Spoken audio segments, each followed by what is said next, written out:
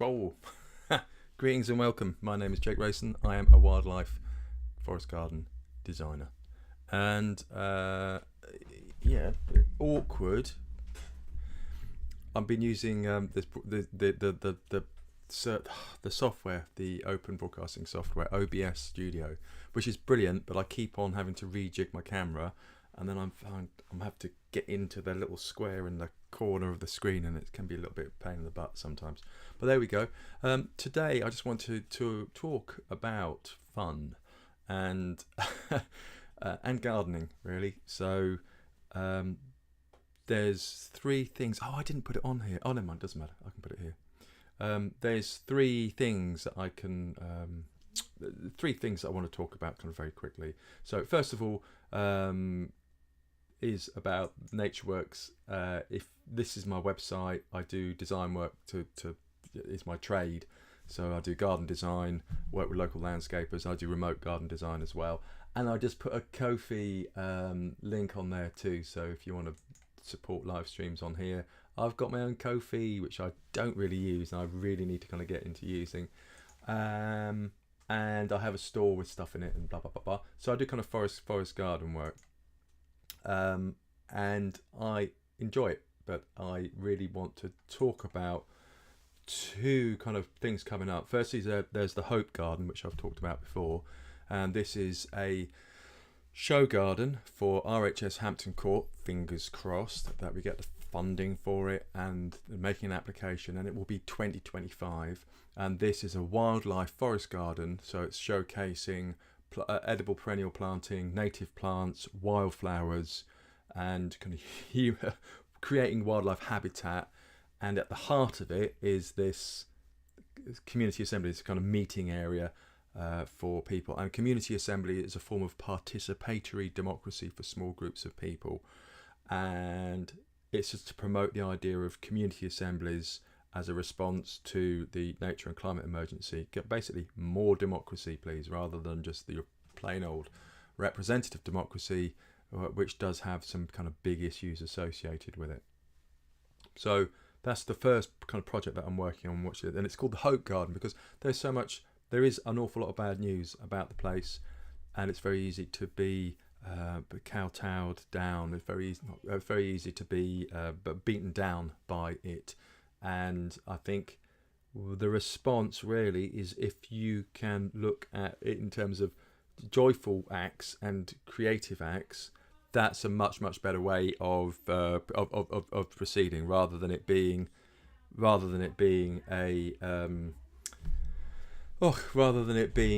something which is doom and gloom. So I've got a bit of background noise. So that's the first thing, is the Hope Garden. I think it's kind of really exciting project as well. Lots to kind of do on it and talk about. And then the other thing that I'm doing is a talk. This is me here. Hold on, can I zoom in? Yay! Whoa, gardening in a crisis.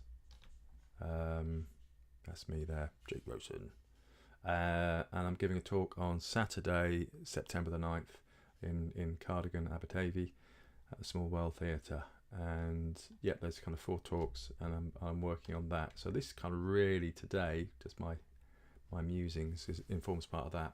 And this is again like a response to the crisis, and how do we respond to it, and how does that inform our gardening and the role of gardens in this.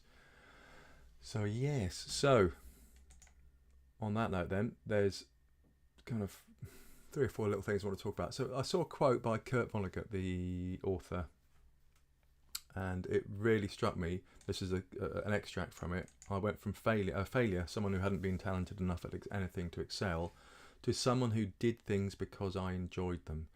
And I think this is so important to actually cultivate and create those spaces, those kind of mental spaces, so that people enjoy the thing that they do. And there's an awful lot of work about this, about work and play, and the difference between work and play. And work is actually something that there is no creativity involved in. It's the same thing over and over and over again, whereas play, you're filling it with potential. So this is the full quote. yeah, I won't go through the full quote because it's just basically he tried lots of different things and he wasn't really that good at anything. But someone said, "Oh wow, you've tried all these things, and that's really good. Just trying a whole range of different things, and it gives you an insight and adds to you. It's not like you have to excel. It's not like being a gardener. It's not about me being the best gardener in the world. And it's the same for I think everything really, pretty much everything. So music or art or building or whatever. It's about the process. It's about the engagement with your surroundings, and that's the important thing. Yeah, we need everybody on board. It's not like a competition. So that's the first one, was the idea of fun, doing something because you enjoy doing it. I think this is really, really important to have that aspect to it. And the second thing related to that is play. And I'm a big fan of John Little, who's a gardener over in Essex in the UK, in England. He has a TikTok page with quite a few videos on, and they're brilliant because and he's brilliant. He does like really, really interesting work, and he does it because he enjoys. You have the feeling he's doing it because he enjoys doing it, and he's interested in creating different habitat, and he's interested in trying out different things and seeing how things work, and it's good. It's enjoyable. It's fun. So do have a look at that. That's TikTok. Grass Roof Co is his what do you call it, username. So have a look at that. John Little, Grass Roof Co, because he's really inspirational, and that's kind of like, there's lots of people showing you how to do things, how to prune an apple tree, and how to propagate plants and stuff. But to want to do it, this is the kind of key thing, is you want people engaged so that they want to do it, they want to find out. And it's the same, I think it's just like a foundation for education. It's a way of exploring and trying out new things and seeing what works and what doesn't work, and just playing with it. Really, really, really so important. And if you're playing with it, then you're going to make mistakes, but they're not, I don't know. So there we go. There we have it. So that's that one. And then it's the idea of possibilities. So once you start looking at possibilities and go, wow, what happens if I do that then? And it opens up. Everything opens up. So you kind of think you're in and a garden's a nice space for that, because it's quite not seen as that important by some people, I think, like gardens. And there's the proper life, and there's gardening as a kind of hobby, but actually within that space there is just so much potential for a whole range of different things. I wrote a list on here for some wildlife gardening. I just thought, I'm a big list writer, and I thought it's kind of really interesting just writing down all the things like you in a wildlife garden. And the list is massive, it's giant, it's oh crikey, like John Little's really into gabions, so I was kind of looking at different ways of building gabions and what things you could put inside gabions, and habitat and hoverfly lagoons inside a gabion, and then that's a whole little path and an avenue and a kind of way of exploring just one little thing. Bird nest boxes, bat boxes, bee logs, standing deadwood, just a range of different kind of features and different levels of mowing grass, and different, like 3-4 different levels of grass mown provides a whole range of different habitat, and it's just kind of keeping that mowing regime, and it just encourages different things at different times and different plants and different wildlife. So it's just all these possibilities open up. So when you go into a space, you're not going, oh, this is like a time. You go, wow, what can we do here? And that's, again, it's that kind of sense of play. That's the idea, that you want to get people. You want to get people making stuff, and that hope as well is the last thing I want to talk about. It's acts of creation. Once you start making something and are involved and are engaging with your environment, then there's hope in that, because there's a potential, there's a realization that you can make a difference, and that's hope. And that can work on all different levels, in all different walks of life, and in the garden as well. I just wanted to talk about very quickly, let me see, plant atlas. Just as an example, my partner was just doing some weeding this morning, prickly sow thistle. There we go.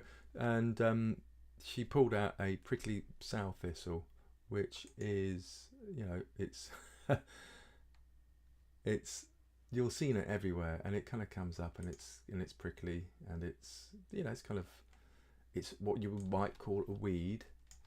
But I think once you start looking at what's going on in a garden, it really alters your perspective on different plants. So this is that's Plant Atlas, which is a brilliant resource for the UK plants, British and Irish plants. And this is the database of insects and their food plants. And right, there we go. Coleoptera, the beetles, and this is the beetle. This is it's amazing what eats a prickly sow thistle. These things eat a prickly sow thistle. So these creatures, these species, entire species are eating this thing. So you look at that and you go, well, okay, you've got aphids, wasps, micromoths, flies, and beetles. And this is just the known ones. This is just the documented ones. There'll be other stuff as well, which eats them too. So this is like a starting point. And it's incredible, because then you start to say, wow, okay, so that, if I leave that plant in, what, you can do a load of research about this. You can say, well, what does it only eat that, or does it eat other things as well? And what other kind of plants does it eat? So it's a weevil. There you go. Look at that. That's brilliant. So it's a native weevil, and this will eat the prickly sow thistle. Yep. So 2.5 mil long. Brilliant. Absolutely brilliant. That's kind of really exciting, because that's just one tiny little example of all the potential of using native plants in your garden, and it opens up a whole lot of possibilities about what you can do to create ecosystems. And it's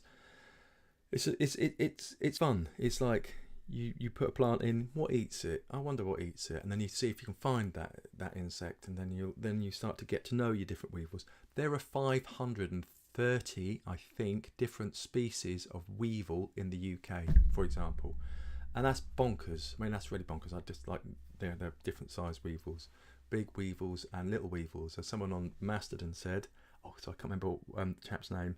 He said the lesser of two weevils, which I thought was quite funny. But 540 different species of weevil, and I know, weevils eat plants, and some of them lay in eggs, and their larvae and eat the roots of plants in pots and all the rest of it. But still, they're kind of a really important part of the ecosystem. So I'm just saying, think about the plants and what's eating them and what's eating them, and just be able to create all this stuff. I also found out today there's 40 species of slug in the UK too. So I saw a leopard slug. It's just going to work. Leopard slug UK. There we go. Yeah, I saw a leopard slug. It was climbing. It was climbing up on the wall. It was pretty mad. But yes, so leopard slug, pretty something like that. It's pretty groovy. I think they only eat dead material. What does it eat? And this is what happens. You just get totally drawn into it. Great Britain. Limax maximus. Oh, it's so fantastic.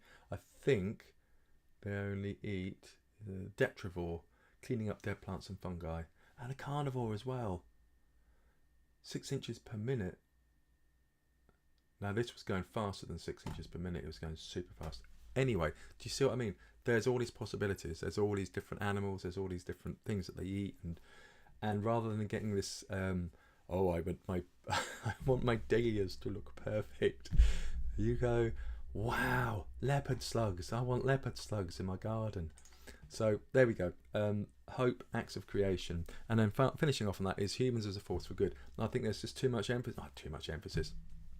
News thrives on bad news, and news thrives on conflict, and conflict's brilliant for news. But humans actually as a force for good. Oh, John Little did a brilliant little thing. What did he call it? Less ego, more kindness. The one down here, and it was great, because he was just saying there's these people doing amazing kind of work in different wildlife trusts and volunteer groups and parks and all sorts of stuff all around the country, all around the world. You never hear about them. They don't have they don't have a social media presence, and they're doing brilliant work. And it's this idea of humans as a force for good, because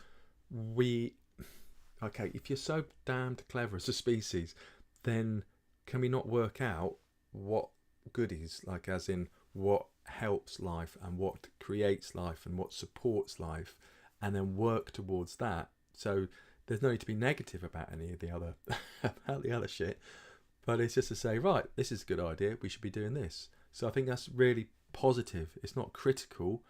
It's like, let's do it like this. So I think gardening's brilliant for all these different reasons. And it's not just, obviously, it's not just about the garden, is it? It's about humans and wider kind of culture and ideas and philosophy and life itself. Phew, there we go.